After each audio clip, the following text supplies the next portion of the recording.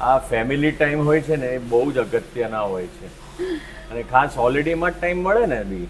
Yes, એટલે આમ ઘરે હોઈએ ને તો ઘરમાં એટલું બધું કામકાજ, આપણો જીવ રહે જ નહીં કે કિચનમાં આ કરવાનું છે તે કરવાનું છે, બહુ બધું ગમે તેટલા હેલ્પર્સ હોય, પણ મારા જેવો નેચર જેનો હોય ને કે જેનાથી રસોડું છૂટે જ નહીં, એટલે એ બધું કંઈક હું સવારે વહેલી ઉઠી જાઉં, રજાના દિવસે પણ વહેલી. હવે કેવું છે કે હોલિડે એટલે એવું નથી કે તમે બહારગામ જ જાઓ.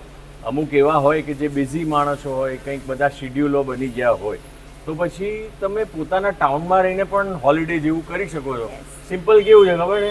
જો અમે લોકોએ શું કર્યું, આ રાજવીર સ્વિમિંગ કરી રહ્યો છે, બરાબર છે? અમે લોકોએ અમદાવાદમાં જ હોટલમાં તાજમાં રોકાઈ ગયા અને મારું કામ હોય હું પતાવીને આવું. મુનાનું ડબિંગ હતું તો એ ડબિંગ પતાને આવતી હતી, મારા શૂટિંગની મિટિંગો હતી તો એ હું પતાવતો હતો, એટલે નેક્સ્ટ ફિલ્મ સ્ટાર્ટ થઈ રહી છે એટલે એનું બધું કરતા હતા. સો બેઝિકલી હોલિડે ખાલી તમે ગાડી લઈને બહાર નીકળી જાઓ ક્યાંક આઉટ ઓફ સિટી એવું નથી હોતું, આવું પણ થઈ શકે. યસ, એટલે અમે વારા કરતા હતા, ટર્ન બાય ટર્ન.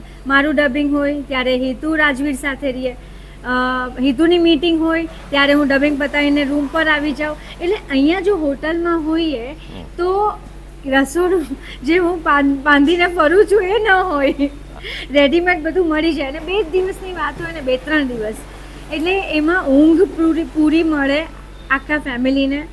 બાળક પણ સૂઈ જાય, અમે પણ સૂઈ જઈએ, સવારે રેડીમેડ નાસ્તો મળે, ખાવા પીવાનું ઓલું તો મજા આવી જાય. હા, એટલે ફોરેનનું જ્યારે ટ્રીપ થાય એ તો બરાબર જ છે, પણ બિઝી હોઈએ અને શું કરીએ એવું વિચારતા હોય તો આવું પણ કરી લેવાનું. જે પણ તમારે ત્યાં સારી હોટલ હોય ત્યાં જઈને 1-2 દિવસ રોકાઈ જવાનું. ન્યૂ આઈડિયા, આ ન્યૂ આઈડિયા છે એમ કે કામ પણ ને હોલિડે પણ, અને બજેટ ફ્રેન્ડલી. એ બધું હા, કરેક્ટ. Okay, enjoy main.